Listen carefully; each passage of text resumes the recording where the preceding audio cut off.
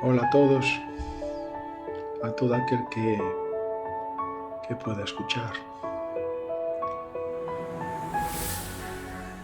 La verdad es que uno, cuando se enamora del Evangelio, cuando se enamora de la Biblia hebrea y del Nuevo Testamento, cuando se empieza a rascar y se despoja de las impurezas que uno ha aprendido desde que era niño en cuanto al mensaje cristiano y se queda con la pureza de lo que había en la cabeza de los apóstoles, de lo que había en la cabeza de los profetas, de lo que había incluso en lo que tenía Jesús en mente. Cuando empiezas a conocer de verdad a Jesús y su manera de ser, cuando te das cuenta de que todo lo que dijo, absolutamente todo, era pensando en los demás, para enseñar. Jesús es muy difícil encontrar algo que hiciese por sí. Así que por eso yo le doy muchas gracias a Dios por cada uno de sus esfuerzos, por cada vez que se levantó y se puso a caminar cuando no le apetecía, tal vez estaba cansado, cuando cada uno de los esfuerzos que hizo por nosotros, motivado por lo que sabía quién era Él y lo que tenía que hacer, y se encontraba en territorio enemigo, así que era como estar remando en contracorriente continuamente.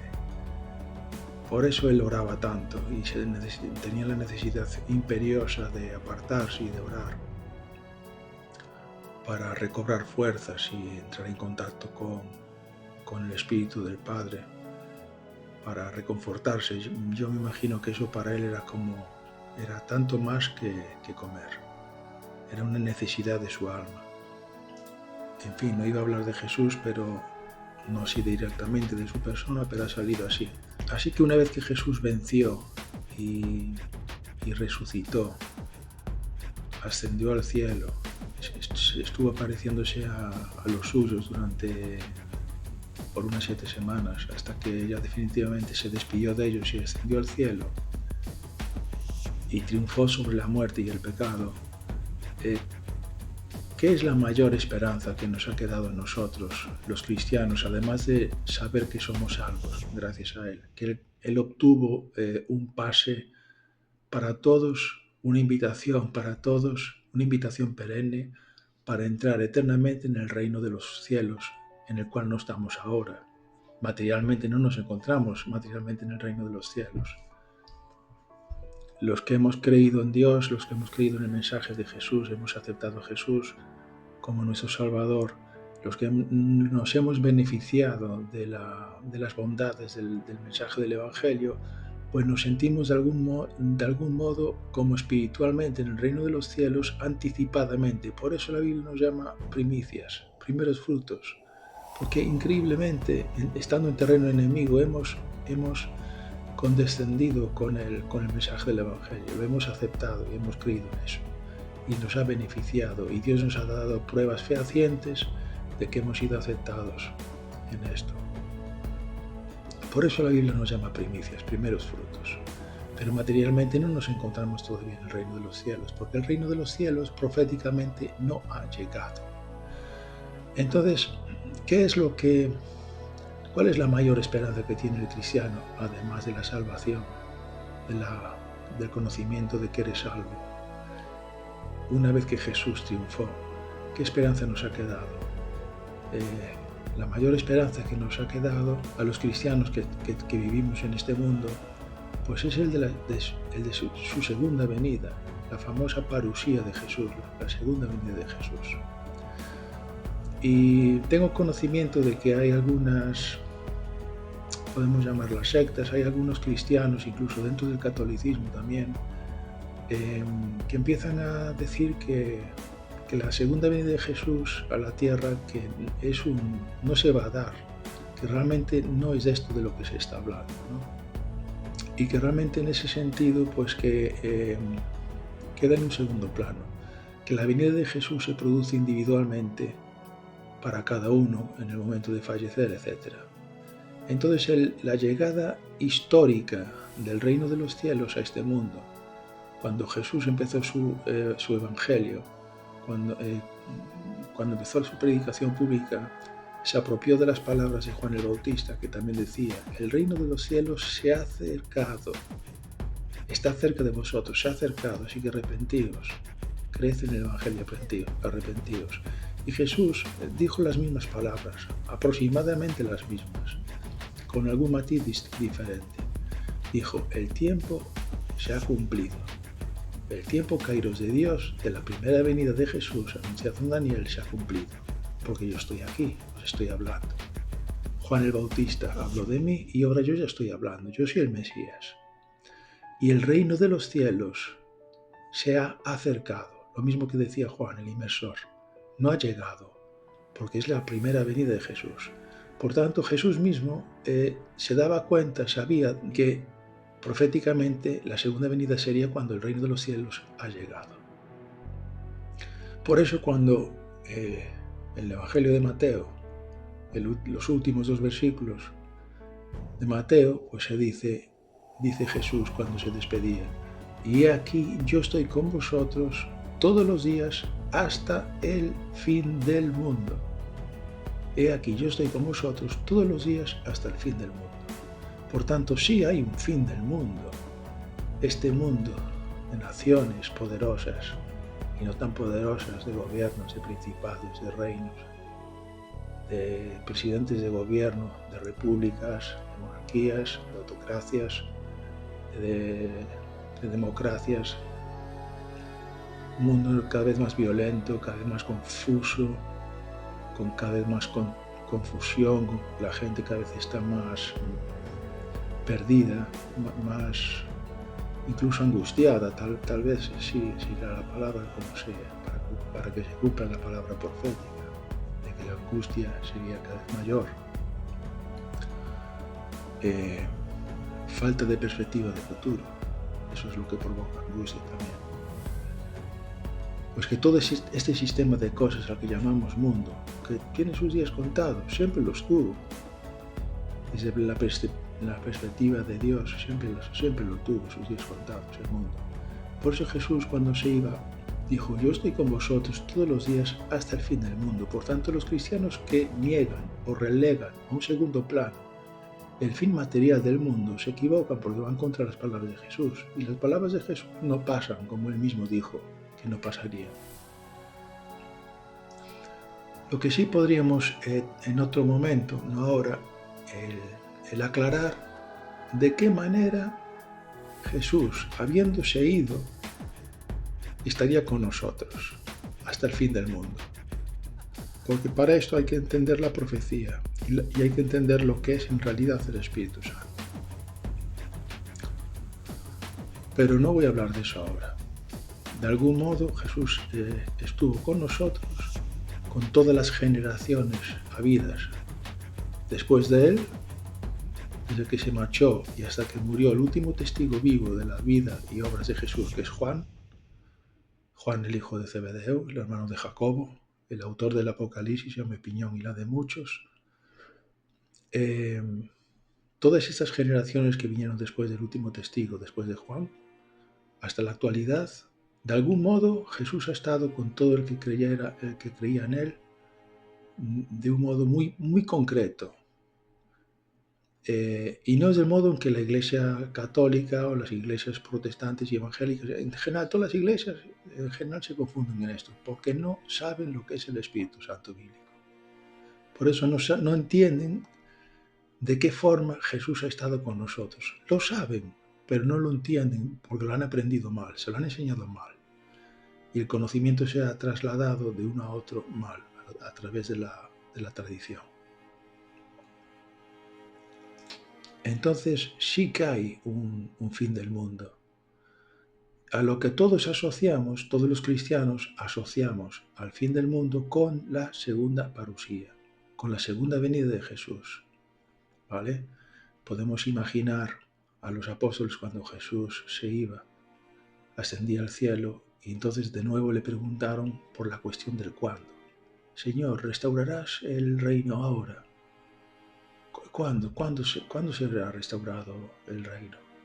Porque ya vemos que te vas, no es inmediato, no va a ser ahora, pero suponemos que va a ser pronto. ¿Cuándo, Señor? Con anterioridad le habían preguntado, ¿y qué señal tendríamos, qué señal concreta tendríamos para nosotros saber que la llegada definitiva del reino es inminente, es próxima?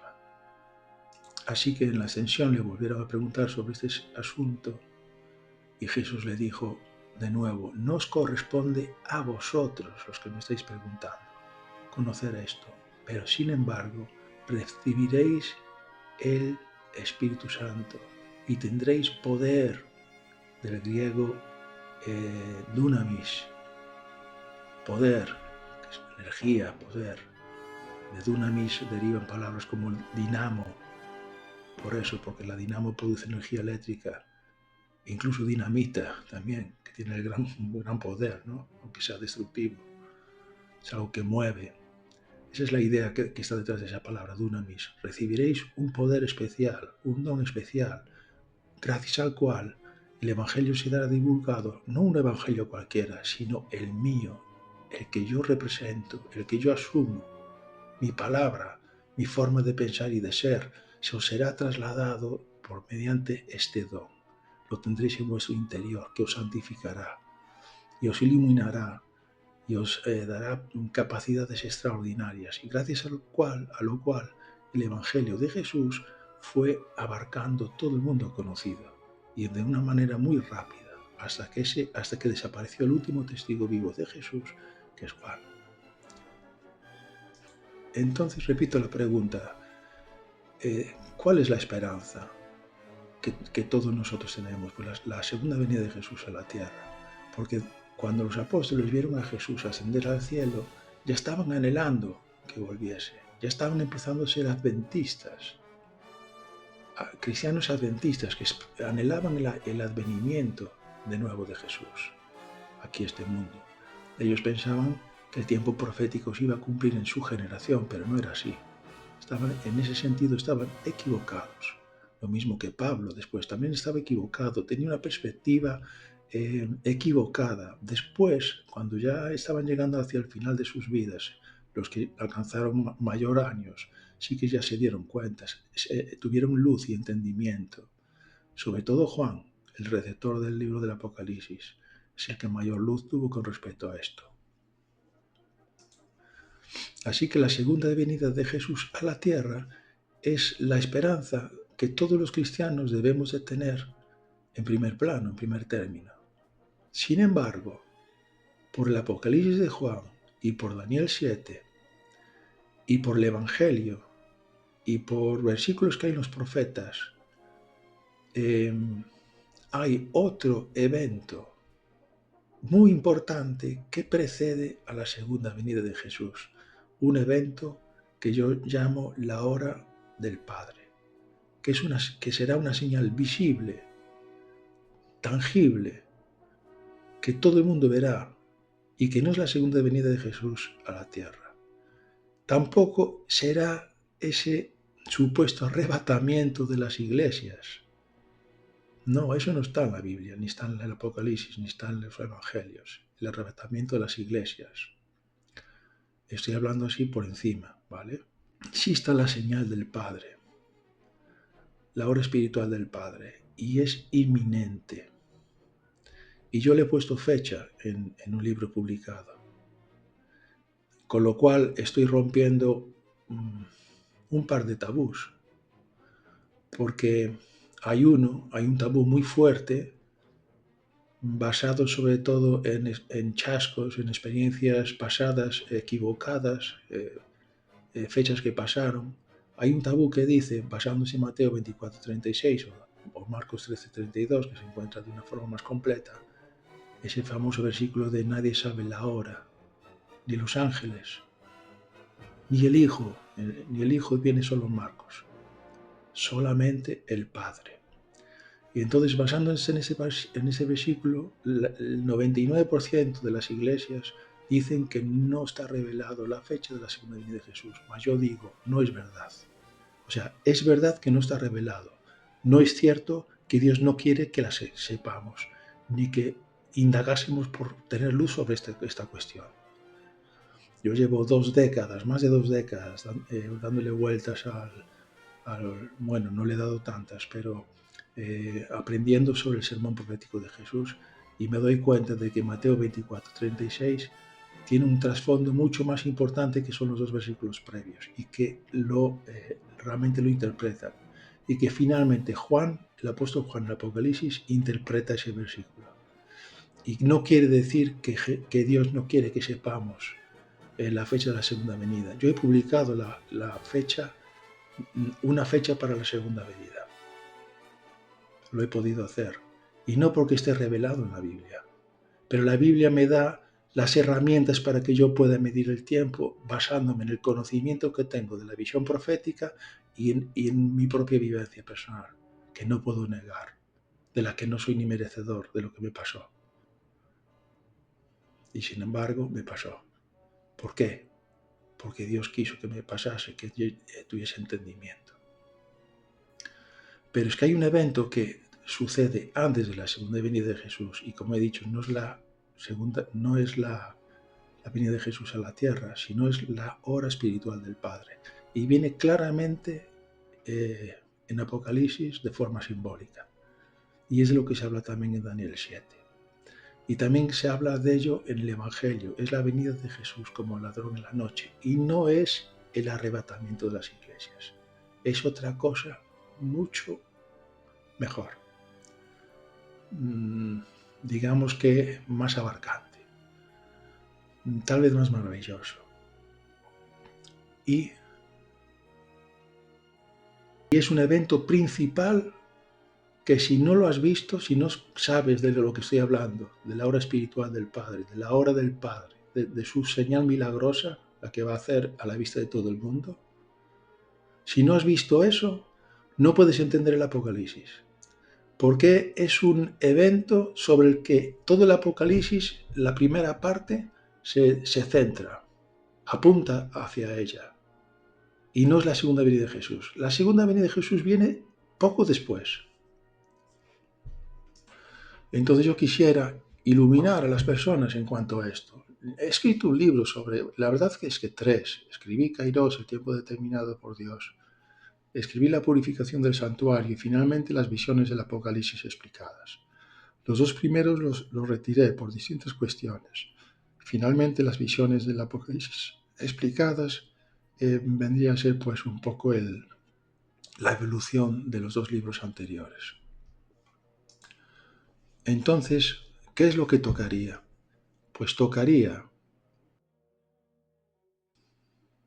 explicar lo que es esa señal, ese milagro que va a hacer Dios Padre antes de la segunda venida de Jesús a la tierra,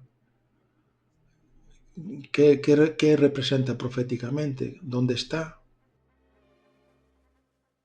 y cuándo va a ocurrir. Les diré cuándo pienso que va a ocurrir.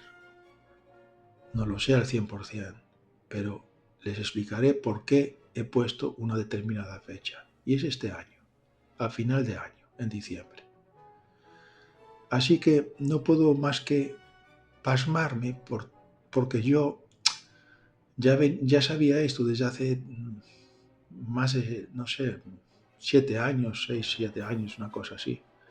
Sobre la señal del Padre ya la había entendido, o sea, ya conocía su existencia. Cuando yo fui educado como adventista, por cierto, adventista del séptimo día, una denominación cristiana que lo más destacable de esa denominación cristiana que yo recuerde de cuando estaba con ellos era el amor fraternal. El amor fraternal, el amor que se tienen entre ellos, espero que no lo hayan perdido. Pero después, los pilares de verdad, sus supuestas credenciales de verdad, que son el juicio investigador de 1844, el 22 de octubre de 1844, y el sábado, y desde luego el profetismo de Elena Goldewey, son errores, son equivocaciones, son fuertes engaños. Y bueno, no merece la pena hablar de esa denominación cristiana porque es pequeña, no tiene tanta influencia. Hombre, hay unos cuantos millones ahí. Me da mucha pena que no conozcan la verdad y que estén cegados por culpa de los libros de la Ellen G. White. Pero pasa con otras iglesias también, pasa con el libro del Mormón. Los católicos tienen sus tradiciones muy antiguas y muy fuertes y les impide ver la pureza del Evangelio y de la visión profética, la cual es maravillosa, verdaderamente es maravillosa. Una vez que la entiendes, la ves y le coges el tranganillo, engancha y te encanta hablar del tema. Así que, como les iba diciendo, como ya desde hace tiempo, desde agosto del 2020, que señalé una fecha para este año 2026, y de ello da pruebas el libro retirado, Kairos, el tiempo determinado por Dios, que lo publiqué en Amazon, después retiré, se vendieron algunos ejemplares, me parece que queda uno en stock carísimo, porque, no sé, alguien pasó a otra empresa, no sé, alguien lo compró y está a la venta, pero no sé si será una edición en color, no sé, creo recordar que costaba bastante el libro. Pero en todo caso es testimonial, porque eso prueba que yo ya hablaba de estas cosas. Publiqué el libro Kairos en el 25 de julio del 2018 y ya estaba hablando de la señal del Padre poniendo fecha en el 2026 y en el 2027. Y Dios ha querido que quede ahí un ejemplar testimonial. Bueno, entonces, como digo, quedaría pues definir qué es la señal del Padre, qué es este milagro, en qué consiste, en dónde está la profecía. Y como decía, no puedo más que asombrarme cómo ha ido pasando el tiempo. Y en este año pues parece que el 2026 va a ser el año de la revelación. Se anuncia este año 2026 como el de la revelación. Increíble cómo se está preparando el caldo de cultivo del mundo. ¿Sabéis? Es como si algo que nos supera a nosotros, que es que nosotros no vemos, realmente sabe lo que va a pasar. Lo que pasa es que otra cosa es que quiere que te llegue a ti que no sepas lo que realmente va a pasar. Me explico. La señal del Padre va a ocurrir, pero no todo el mundo va a saber lo que pasa, lo que eso significa y lo que es. Alguien lo tendrá que explicar. Y yo ya lo he explicado en mis libros. En mi último libro lo explico perfectamente, qué es la señal del Padre, qué es la obra del Padre, para que cuando la veáis, creáis en lo que pongo ahí. Porque el mundo lo va a reinterpretar, se lo va a llevar al tema ufológico. Y ya está todo preparado para eso. Y además, porque después de la señal del Padre, nada le va a impedir al enemigo de Jesús manifestarse abiertamente, mostrarse abiertamente y decir lo que quiere decir. Y entonces Él dirá lo que todos hemos visto y Él dirá que es otra cosa y no lo que la Biblia y la profecía, claro, dice que es de forma simbólica y alguien tiene que interpretar todo esto, porque si no es una confusión tremenda. Pero bueno, la propia señal del Padre será autoexplicativa, es decir, los escogidos sí entenderán qué es lo que están viendo y lo que está pasando, porque es una señal visible y al mismo tiempo será una señal invisible, como una huella, un sello espiritual. Entonces a los escogidos no se les podrá engañar, será muy difícil llevarlos para la izquierda o para la derecha, porque entenderán que lo que se ha visto ha venido de Dios, porque los ha marcado ellos también. Los que han sido dejados, los dejados, no los escogidos. ¿Cuál es el antónimo de ser escogido? No escogido, no sé qué palabra podemos decir de los no escogidos, los dejados, los que han sido obviados, han sido dejados de lado.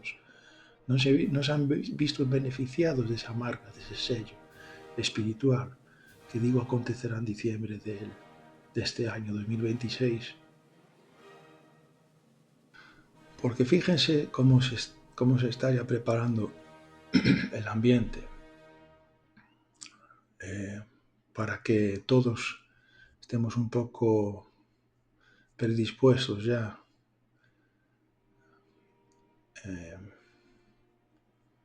apercibidos de alguna manera, advertidos de que algo extraordinario va a pasar durante este año.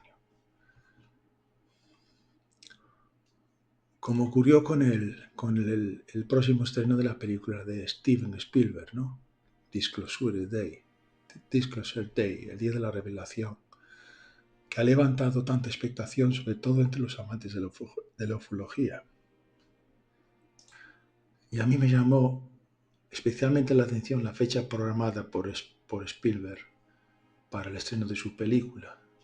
Pues puso 6-12-2026, 6-12-2026, que en notación americana es el 12 de junio, pero en notación europea sería el 6 de diciembre del 2026. Su película se va a estrenar el 12 de junio. Pero yo he dicho que La señal del Padre he escrito, publicado, que ocurrirá en un día de diciembre. Entonces me llamó mucho la atención esta anotación. Además es que, mira, ya lo he dicho, coincide el día. Es el 6, día de Hanukkah, segundo día de Hanukkah, fiesta judía de la dedicación. El 6 de diciembre será domingo. Así que sí, me llamó mucho la atención esto, la fecha de estreno, el hecho de que Spielberg, después de tantos años, haya retomado un director como él, de tanto éxito, que tanto éxito ha tenido debido a su calidad, ¿no?, como director de cine. Y que después de tanto tiempo, después de Encuentros en la tercera fase, bueno, creo que fue un título que se le dio aquí, y de T, y no ha vuelto a dirigir, a producir una película así de estas, ¿no?, de estas características. El Día de la Revelación, cuando va sobre el tema alienígena, no se sabe muy bien. O sea, se sabe que va a ser de ese tema, de esa temática ufológica, alienígena, pero no se sabe muy bien, no se sabe mucho sobre lo que va a descubrir ahí, ¿no?, en la película El Día de la Revelación. Después hemos tenido esa visita extraordinaria del objeto, voy a llamarlo así, objeto, porque es un cometa muy extraño, bastante extraño, a lo mejor no tanto como algunos dicen, pero sí tiene anomalías. Hay algunas que las llaman anomalías, pero sí que tienen una explicación científica. Por ejemplo, eso de los porcentajes, ¿no?, de que hubiera venido en el plano de los planetas, que es un porcentaje, el porcentaje de la probabilidad de que llegara en esa dirección, de que es bajísima, pero en realidad es la misma probabilidad, todas, de cualquier sitio que hubiera venido, esa probabilidad era la misma, la probabilidad de venir. Y además lo vimos porque entró por una ventana en la que estábamos mirando con los telescopios, entonces lo pudimos ver. Si hubiera venido de otro lado, a lo mejor ya no lo hubiéramos visto tan pronto. En fin, pero sí que presenta anomalías, ¿no? Entonces no lo voy a llamar cometa, lo voy a llamar objeto interestelar 3I Atlas, porque así todos quedó bien con todos. Sea un cometa, sea un objeto tecnológico o cualquier otra cosa que no conozcamos, pues es un objeto. Voy a llamarlo objeto, sin más. Objeto 3I Atlas, del que han proliferado vídeos, han escrito muchos, todo el mundo habla de Avi Loeb, de que es un visitante que viene hay mucha expectación con respecto a eso. Ahora se va a se dirige hacia Júpiter, como recorriendo una trayectoria como muy afinada, que sería muy raro que eso lo hiciera una roca, ¿no?, un gran meteoro. En fin, que el 3I Atlas ha sido un elemento más que ha condimentado todo el misterio. Durante finales del 2025 y este año 2026 se mantiene vivo el misterio del Tres y Atlas. Y bueno, ya no hablemos del tema ufológico del año pasado y cómo eso ha ido en aumento, los avistamientos de América, de New Jersey y de Europa. En fin, todo esto ya está yendo en aumento, el tema ufológico. Pero aquí en España, por ejemplo, tenemos el caso del Templo de la Sagrada Familia de Barcelona, que se inspira casualmente en el libro del Apocalipsis y en el Montjuïc, ¿no? Eh, el, el templo de la Sagrada Familia, la Basílica de la Sagrada Familia, solo le falta que le pongan la cruz, que la coronen con la cruz. Y entonces ya la inaugurarán. Bueno, pues este templo va a igualar en altura casi, pero está hecho a propósito, que iguale casi en altura al monte Montjuïc, en el que también se inspira. Se inspira en el monte Montjuïc de Barcelona y también en los símbolos del Apocalipsis de Juan. Y estas cosas, como digo, no dejan de sorprenderme mucho, porque como dije, llegué a la conclusión de que en diciembre de 2026 podría ser una fecha señalada, y esto como resultado de una intensa experiencia espiritual vivida en un día concreto de agosto, junto con lo que aprendí de la visión profética de Apocalipsis y Daniel. Bueno, pues resulta que el Templo de la Sagrada Familia de Barcelona está prevista su inauguración, su consagración en este año 2026. Después, presten mucha atención, después de 144 años de construcción. 144 años. El 144 es un número simbólico en el Apocalipsis. Representa precisamente a las primicias. El 144 en el Apocalipsis representa a las primicias, a los amigos del novio que es Jesús, a sus amigos, a los que ya han creído aquí, en la tierra, han tenido el privilegio y la osadía, permítanme esto, de creer en el Evangelio de Jesús estando en territorio enemigo, en el territorio del adversario de Dios, que se cree un Dios, se cree el Dios de su mundo. Bueno, él se autoproclama Dios, ¿vale? Con toda intención y con todo lo que ello implica, lo hace, adrede, a propósito, ¿vale?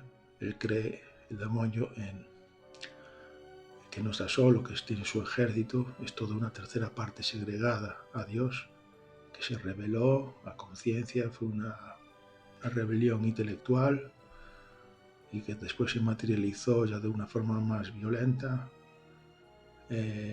y se acopió de su sitio y Dios lo ha permitido estar, porque Dios es muy sabio y el mal no le dejó otro chance, no le dejó otra forma de actuar que dejar que se desarrollara para que mostrase sus frutos, porque si no nunca tendríamos la vacuna, no sabríamos cuál es el final de ese camino que desafiaba a Dios y que se decía que era distinto, de ese mundo diferente, que es el que defiende Lucifer, Satanás, el adversario de Cristo, el adversario de Dios. Pues como decía, es muy casual que la Basílica de la Sagrada Familia de Barcelona vaya a consagrarse en este año 2026, en el que todo el mundo lo está tildando como el año de la revelación. De la revelación no sabemos de qué, el mundo no sabe de qué. Los ufólogos pues dicen que será el año al fin de la gran revelación ufológica, ¿no? La definitiva, el contacto definitivo, ¿vale? Después muchos cristianos que hablan más del anticristo casi que de Jesús, pues piensan que se va a descubrir el anticristo. Otros creen que los que creen en el arrebatamiento de las iglesias que va a ocurrir también en este año. Hablan mucho de eso, que algo extraordinario va a ocurrir en este año. Es como si el mundo está preparándose increíblemente a algo extraordinario, un evento fuera de lo normal, de índole universal, pero al mismo tiempo está envuelto de confusión y nadie dice qué es. Y no se dan cuenta que si la Biblia, si en el Apocalipsis de Juan se dijera qué es, y en el Evangelio se dijera qué es, claro, de una forma un poco soterrada. En el Apocalipsis de forma simbólica, en el Evangelio, como se dicen muchas cosas que se dicen en medio de otras, entonces tú tienes que ir hilando, tienes que ir escogiendo y poniéndolo con otros versos. Pero si se llega a entender qué es eso extraordinario que tiene que ocurrir antes de la segunda venida de Jesús y lo enseñas con la Biblia, cuando los cristianos lo vean, que eso ocurre, pues entenderán, dirán, efectivamente, estaba en la palabra de Dios. Pero el mundo está confundido, el mundo está envuelto en otros discursos, a veces contradictorios entre sí, que chocan frontalmente. Por eso es tan importante explicar concienzudamente y con detalle, de una forma sencilla, la visión profética. Yo llamo visión profética a los libros de Daniel y Apocalipsis. El libro del Apocalipsis es el único libro profético que tenemos en la Biblia cristiana, digamos, en el Nuevo Testamento. Y el libro de Daniel es muy importante para nosotros los cristianos, porque Daniel fechó la primera venida de Jesús con el error de una semana de años. ¿Vale? Entonces todos los judíos no tienen disculpa, porque están yendo en contra de su propio profeta, de Daniel.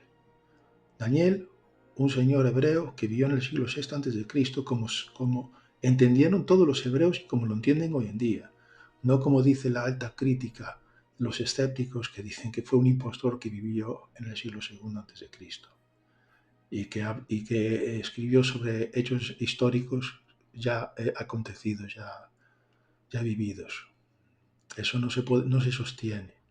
No se sostiene ni con los detalles del libro de Daniel, ni con muchas cosas que el que lee Daniel se da cuenta de que no es una obra de un impostor que vivió en el siglo II. Es imposible, porque está diciendo cosas que solo podía saber un hebreo, un hebreo oriundo que está viviendo en Babilonia porque ha sido sometido por un imperio y que está diciendo cosas que solo él podía saber.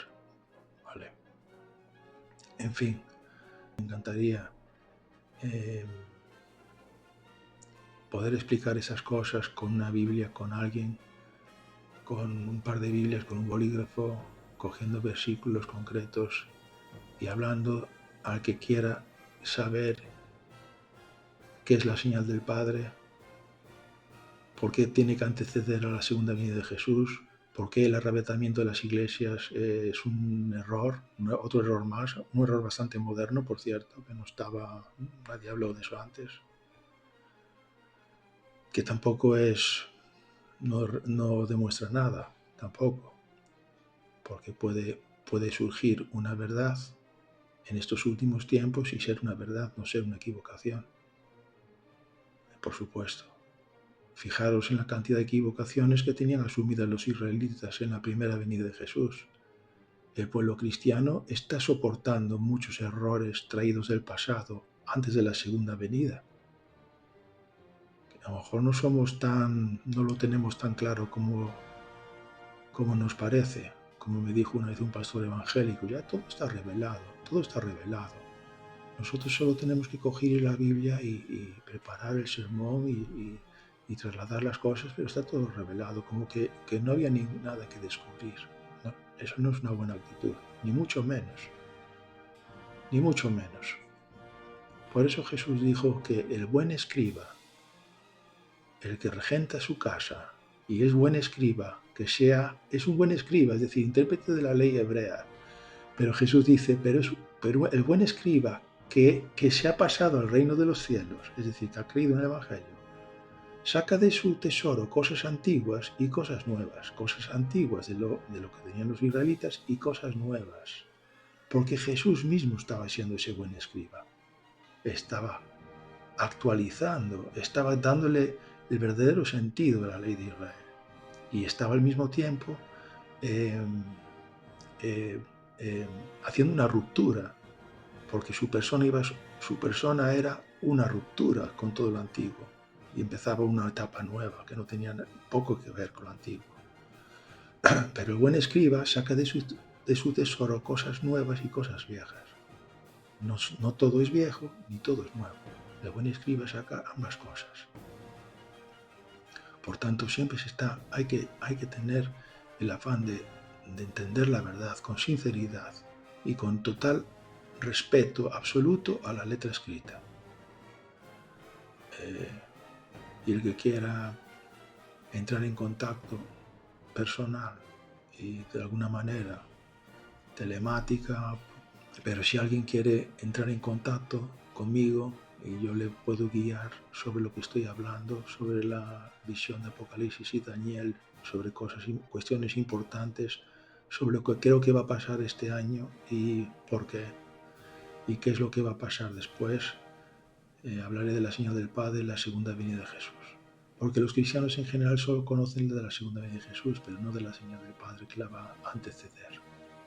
Y puede que les sorprenda, y sería bueno que lo supiesen antes de que esto ocurra. Aunque Dios va a suplirlo todo. Como dije, la señal del Padre va a suponer una señal visible y otra invisible. La invisible es como sello espiritual. Pero bueno, el don de Dios no formatea el cerebro. Las cosas se tienen que aprender y alguien las tiene que explicar y enseñar. ¿De acuerdo? Y el que tenga interés en descubrir estas cosas de las que estoy hablando, de dónde las saco, pues encantado, con detenimiento, con calma, puedo ir entresacando los versículos clave y ir dando el punto de vista. A veces la verdad, ¿cómo sabes si algo es cierto y no? Pues cuando ves, la verdad brilla por ella misma. Si es una explicación que armoniza mucho mejor, que da una explicación mucho más completa, más diáfana, que da más luz sobre lo que uno tenía, dice, bueno, pues esto es mejor que lo que tenía. Esto sí explica las inquietudes, las dudas que tenía respecto a este tema, porque había no estaba claro del todo. Ahora lo veo claro del todo, ahora sí que se ha explicado. La verdad brilla ya sola. Entonces yo lo que puedo hacer, yo ya he sido bendecido con el entendimiento de lo que he aprendido. Y estoy dispuesto pues eso a guiar en la lectura de la Biblia, de esas partes de Apocalipsis y Daniel, para que estemos preparados para encajar lo que va a pasar este año, ¿vale? El mundo está preparándose, el mundo lo guía una mano invisible que la gente no entiende, no ve, pero todo está yendo como tiene que ir. El mundo a su manera está yendo hacia donde tiene que ir y el reino de los cielos está avanzando como tiene que avanzar. Así es. La venida de Jesús, tanto la señal del Padre como la venida de Jesús, que van a estar muy próximas la una de la otra, están a las puertas. Así que como decía Jesús, cuando veáis todas estas cosas negativas, todo este ruido que genera el mundo, vosotros, los que creéis en mí, levantad la cabeza y sonreíd y alegraos, porque vuestra liberación está próxima. Amén. Que Dios nos bendiga a todos. Chao.